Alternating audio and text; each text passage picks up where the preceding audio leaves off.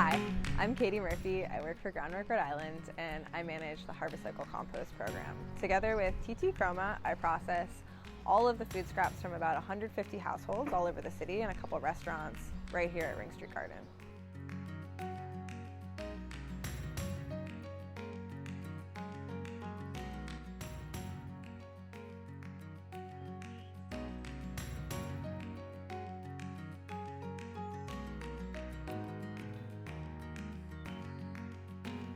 My name is Tetee. I work for Groundwork Rhode Island. I started there with Groundwork, which is a landscape and a construction crew that I've been working with. I've been working for them for like 6 years now. I love composting because when I first started, I didn't know nothing about composting, but now I know when the compost is doing good. I know when it's not doing good, when it's struggling. The reason that composting is so important as compared to putting compost or food scraps into a landfill is that in a landfill there's no oxygen, and so all the food scraps when they break down will create methane, which is a greenhouse gas that's something like 28 times as potent over a long period of time as carbon dioxide is in the atmosphere. So folks in our drop-off program come here to Ring Street Garden to drop off their food scraps. They'll bring their bucket, they'll drop it into a Harvest Cycle bin, and we have a bin of leaves for them to put in the bottom of their bucket. After that large collection bin is full, Tetee and I will wheel it into the garden, bring it over to our hot composting bin, and then get started layering it in with leaves. All hot composting requires a certain ratio of browns to greens. Browns are things like dried leaves, wood chips, shredded paper, anything with a high carbon to nitrogen content.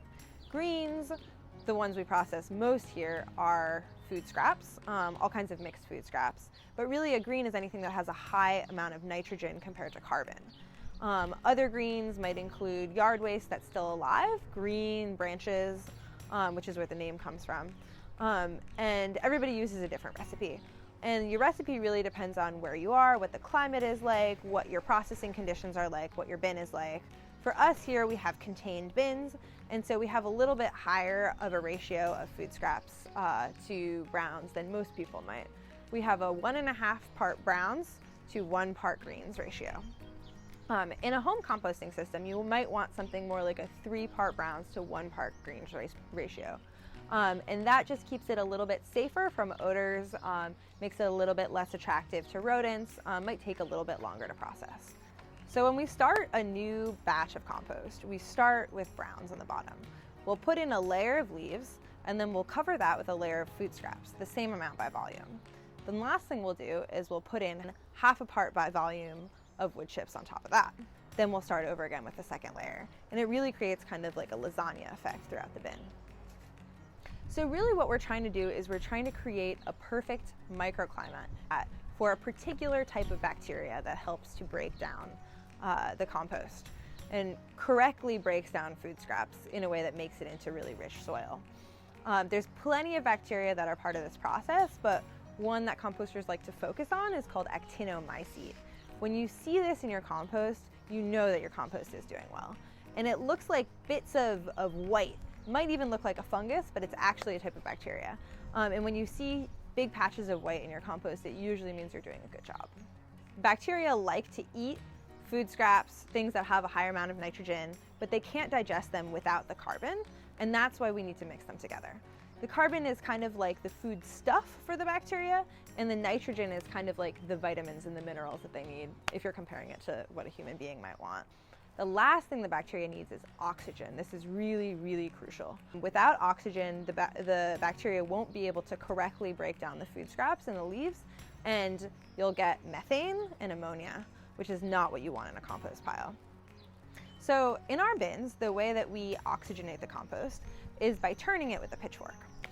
You're really not doing a whole lot of maintenance to it, but just turning it. Just putting the food scrap into a bin and just turning it. We'll dig out one corner of the bin, move all of the compost that's in that corner into the other 3 corners, and then slowly go corner by corner, moving each corner into the empty hole that we've created going around so that all the compost really gets fluffed up, it gets oxygen in it, and we make sure that the stuff in the bottom is turned to the top. Another way that you could do this if you have multiple bins is moving all the compost from one bin into another bin, and in that movement it gets turned and oxygenated. For us, we're a little bit tight on space. We need to be a little bit more efficient than that, and so we turn everything in one bin and keep everything in the same bin for its entire hot compost life cycle. So when we first create a new batch, we'll leave it for about a week without doing anything. Over the course of that week, it starts to heat up, the bacteria start to get to work. Sometimes you can use a thermometer to put it in and see how hot the compost is getting. After about the first week, our compost heats up to right around 120 to 130 degrees. By a week and a half, it's at 130 degrees solidly. According to composting regulations, the compost must be at 130 degrees for 3 days straight in order to be sterilized. What that means is that most of the bacteria, other than the main bacteria that you're cultivating, are killed off. Any kind of pathogens are killed off, viruses are killed off, which is very important during the coronavirus. We don't touch our bins until it's over 130 degrees for 3 days to make sure that we're safe from whatever's in there. And after about a week, it really needs oxygen again. So we'll go in there with a pitchfork, turn the compost, and then after that, we'll turn it about once a week. That first turn is very important. That's the time when it's gonna be the smelliest. And then after that, it's really gonna start to not smell as much like food scraps and start smelling more like soil. The first turn is where you might smell a rotting food smell. By the second turn, it might be a little bit more of an acidic or a cheesy smell, but it's definitely toned down.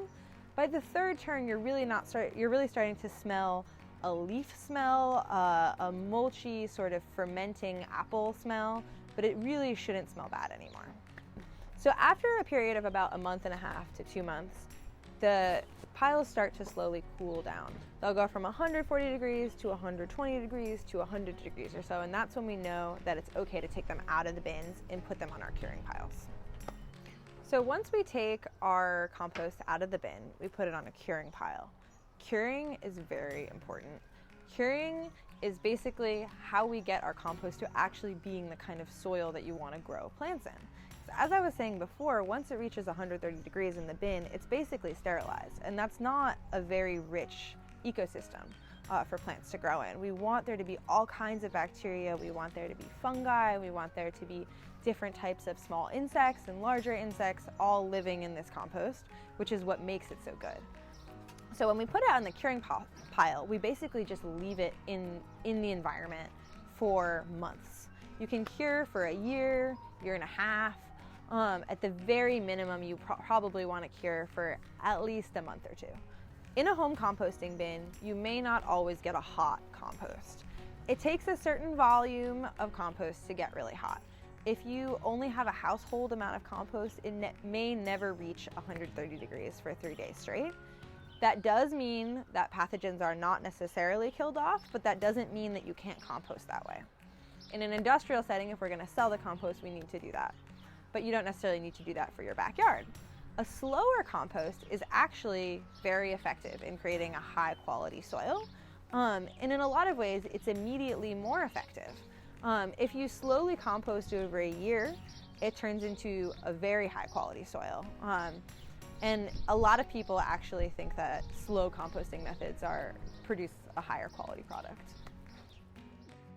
A windrow is a long pile of curing compost that's shaped a particular way in order to make sure it holds some moisture but not too much. So when you build your windrow of finished compost, and most home composters probably aren't building huge windrows in their backyard, but when we build our windrows, it's very important for us to get the right shape of windrow.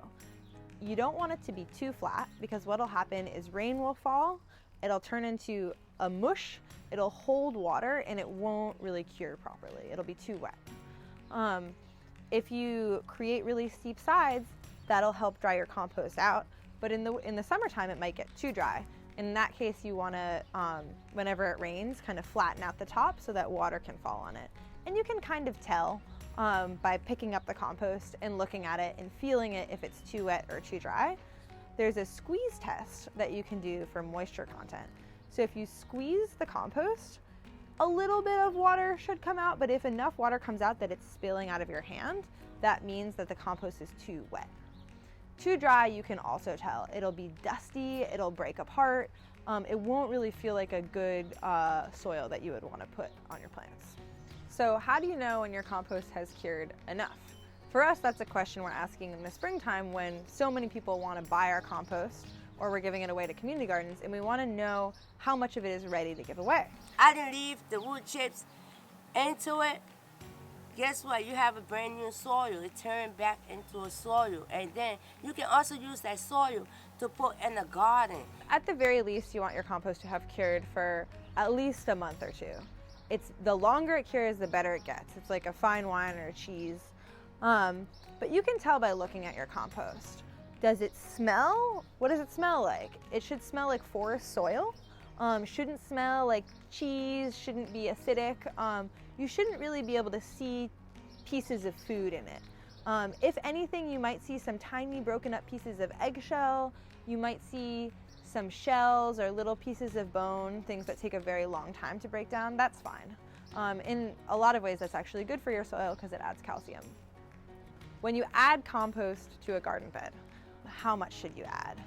It's really different. People have different opinions on this. The advice I usually do is if you have a garden bed that has lots of good soil that you've been maintaining for a while, that plants have been growing well in, you probably only need about an inch on the top of the soil. If you're starting a new garden bed, you might want to mix up to a third compost with 2/3 of existing topsoil when you're creating the bed. And another thing that's important is you don't want to till the compost in if you have a high quality soil already, because there are important fungi and bacteria that have structures that are existing in the soil that will be broken up if you till it too much. However, if you have a very low quality soil, sandy soil that you're trying to remediate, putting compost in there and really tilling it in and putting maybe a little more is a good idea. So last of all, we're going to talk about some issues that relate particularly to home composting. A lot of the things we've discussed will apply to home composting. There are just a few slight differences. So first of all, you want to think about how you're going to select your bin that you're going to use. Different people do different kinds of things. Depends on how much compost you have. Depends on your situation. Are there animals that might come to your backyard? Are you in an urban area where rats might be a problem? Are you in a rural area where raccoons might be a problem, or deer? You want to make sure that your bins are animal proof. The best way to do that is with chicken wire.